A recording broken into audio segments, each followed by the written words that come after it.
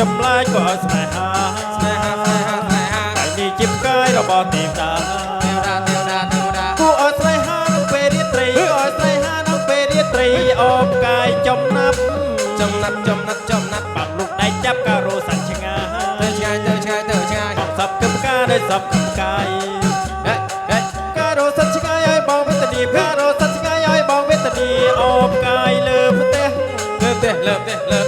ដៃសំពះសំកូនក្រមុំសំនាងទូចក៏ដោយនាងធំតយោមីធំសំកូនក្រមុំមកធ្វើជាគូសំកូនក្រមុំមកធ្វើជាគូចន្ទៈចាទីចានេងស្លាច់គ្រីលេងបានកូនស្រីមួយបើបានកូនប្រុកខ្ញុំនឹងដេកព្រួយ